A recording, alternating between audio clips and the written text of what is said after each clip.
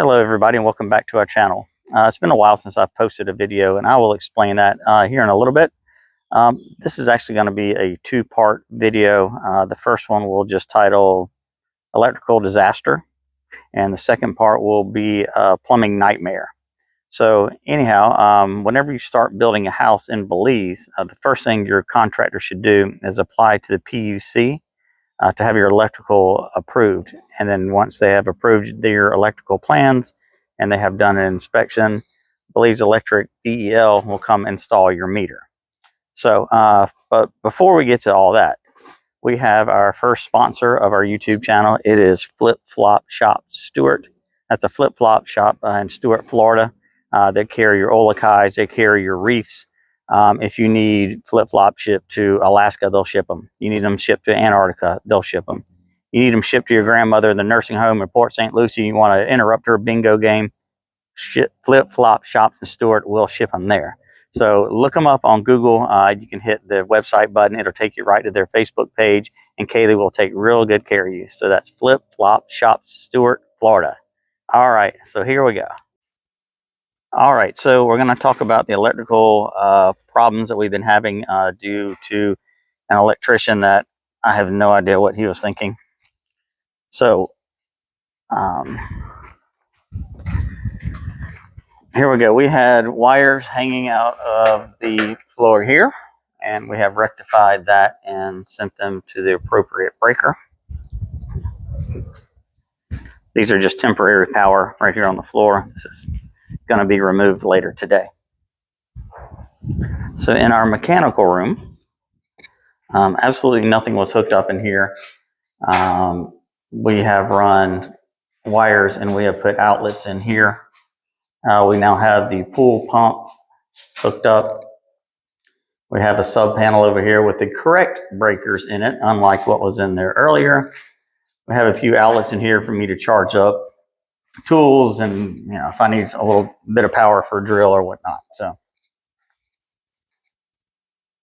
when we walk over here to the entertainment house, we had a spool of wire basically hanging down from here, just free, not touching anything, not doing anything. We had multiple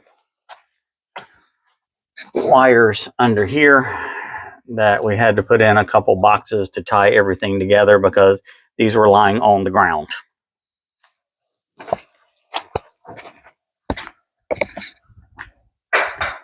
So as we travel along the house, what we have decided to do here, this air conditioner unit was just sitting upstairs and it was dragged down the deck and down the stairs and damaged all of the stairs. So what we've decided to do is to move it down here on the ground level so it can easily be serviced. We built these concrete supports for it. Looks really nice. The guys did some great work on this. We have it hooked up and running. So, and then we have our local Belize air conditioner expert here, Chataz Tech Solutions. So if you need your electricity done here in Belize, this is the man to call, and this is his website and how you can book your service today. So he was the one who came up with the idea of taking this unit off the very front of the house and putting it on some supports, because earlier the air conditioner unit was mounted way up there. So I don't know how anybody was supposed to service that on a regular basis, but that had to be moved. So another thing, now that I'm here, we had to pour a new pad for these steps because some of these steps were 8 inches tall, some were 7, some were 10. So that was not acceptable. It was not safe.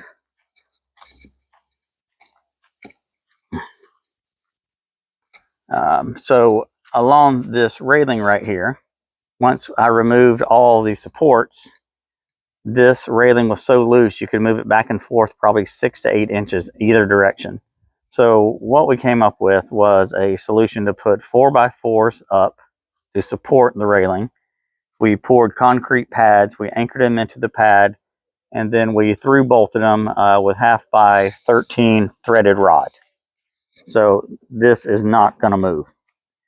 So another thing that I did, and one of the first things that I did, was I actually got this place cleaned up.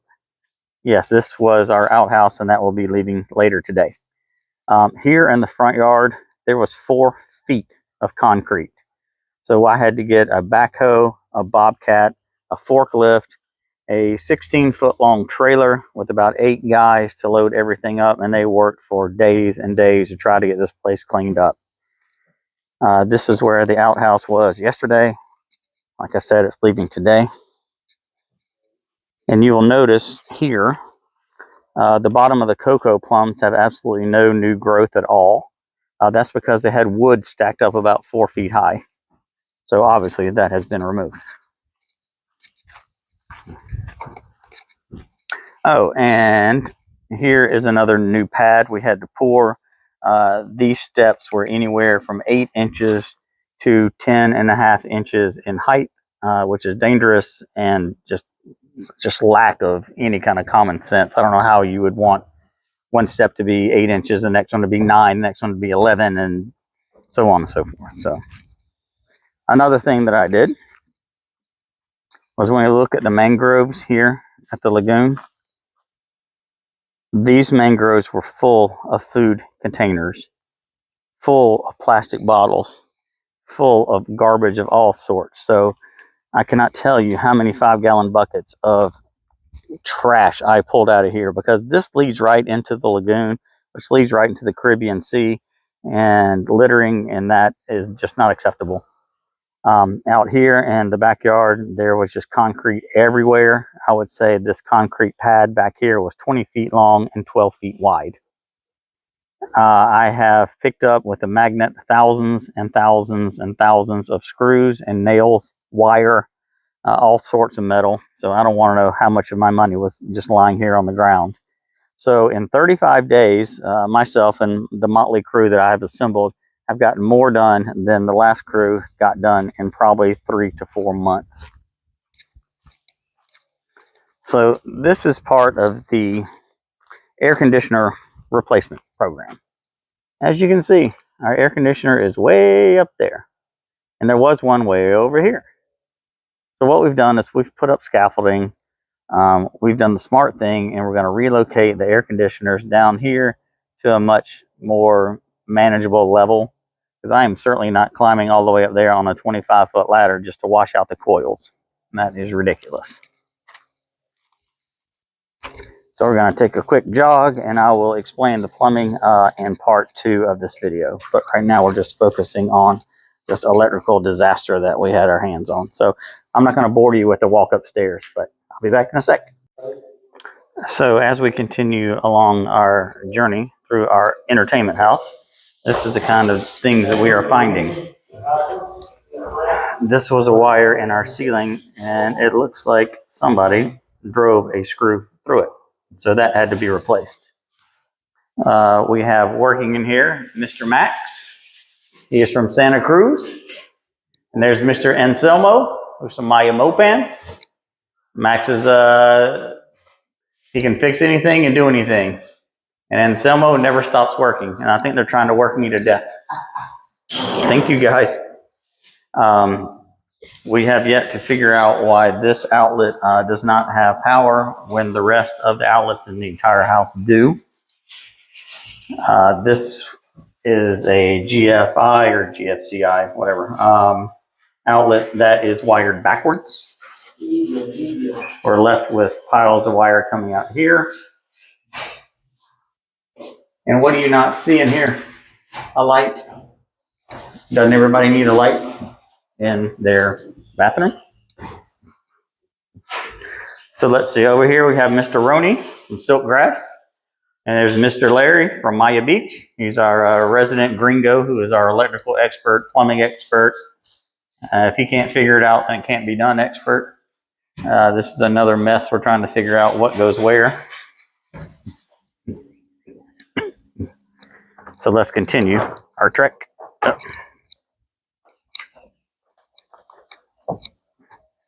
All right, so let's go up the stairs. So one of the things that really aggravated me was we initially failed our PUC electrical inspection. So I called up the Public Utilities Corporation. Oh, that's Miss Molly. Hi, Molly. Hey, girl. Molly's the supervisor. So we failed our PUC inspection.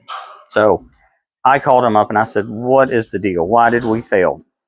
Well, one of the reasons we failed was instead of having your GFI outlets out here on the porch, there's one, there's another one down here, and there's another one down there that you can't see from this angle. We didn't have outlets installed. These were wires hanging out of the wall. Totally unacceptable. Nobody's going to pass that. The lights are not in yet, but none of these had wire nuts on them. They were just dangling wires. This is another thing that we're fixing today, and another reason we failed our inspection. Instead of having a light installed here, we just have wires hanging out of the ceiling.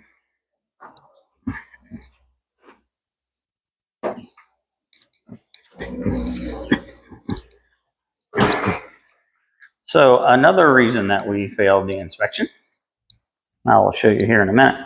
Oh, since I'm here, oh, this switch was a real gem to figure out. So this controls the lights now, but before it controlled the lights and the fan. So if you wanted your fans on, your lights had to be on. If you wanted your lights off, then the fan was off, because they're all wired here incorrectly. So now this just does the lights. This one does both fans. And that's the way it should have been wired in the first place. But that was just one of many, many things we have found. There were 2 GFI outlets installed up here.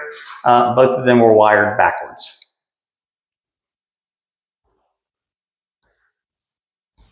So this was a big point of contention. Belize Electric actually showed up one day and said that they wanted to do a full electrical inspection of the house, which I was more than willing to let them come in and do. So this breaker was not installed, and they asked me where it was, and I told them it's outside lying on the ground. So we went outside to find out this was the wrong size breaker that they had, so this had to be installed. This breaker was also the wrong size. Neither one of them were labeled. There were multiple loose wires on this side. We still have it. We had a bad breaker right here that I need to go buy another one, which is why we have this pigtail right here. So anyhow, Belize Electric and the PUC went through this entire box. They pointed out multiple deficiencies in here, but we have corrected all that. So other people, wanted us to wait 11 months to get electricity. It looks like I got it done in about 2 weeks. Everything in here was actually fine. I will tell you about the holes in the walls when I do the plumbing video. Looks like we may have been sabotaged a little bit by our plumber, who's also the electrician. We have these 2 switches in here, and they control our lights. And then we have this switch, which is supposed to turn on our fan. But of course, why would you want to wire that correctly? There was not a single GFI outlet in this kitchen. Not a single one was installed. So both the PUC and BUL said we had to absolutely 100% install those, which was not a big deal. Just kind of a pain in the neck because somebody was supposed to install them but didn't. Here's another outlet that was not installed where the utility sink is going to be. Obviously, you can tell that is less than 3 feet, so we had to install another outlet there. Washer and dryer go here. That was also not the proper outlet that was installed. All that has been corrected. Don't even get me started on that. So in here, the guest bathroom also did not have, no, this one did actually have the GFI outlet installed, but it was wired backwards. I don't even know what to say about that. So as we walk in here, they have a wire installed right beside a rafter where a fan is supposed to be. So what we're going to have to do is put a 2x4 from this rafter to that rafter, run a board across there and put it in a box. Why it was done this way, nobody can figure out. We think it's just plain laziness. As we walk in the guest bedroom, so we have an outlet here for the lights, we have an outlet for the fan, and we have a mystery outlet. We don't know what it does. So that's another thing we have to address. So there were no wire nuts installed here. We just had wires hanging out of the wall. So both Belize Electricity and the PUC were not happy with that at all. So we have multiple switches here. We're still trying to figure out what does what. That's been a chore because some of the wiring here is very questionable of how they ran it. It just makes no logical sense. So anyway, it looks like our electrical woes are getting sorted out slowly but surely. We found a lot of deficiencies that have been corrected. Everything now is up to a building code, to a standard that we expect and that you should expect as well if you're building a house here in Belize. I'm not here to bash any of the contractors here in Belize. There are some that are very, very good, that do top quality work. And if you want their names, I will ask them if it's okay if I recommend them for you to build your home here. So that's going to be the end of part 1 of this video. I'll go ahead and do part 2, which will be our plumbing nightmares that we've had to deal with. Anyway, thanks a lot. Have a great day. See you soon. And thank you Flip Flop Shops in Stuart, Florida for sponsoring this video and the next one.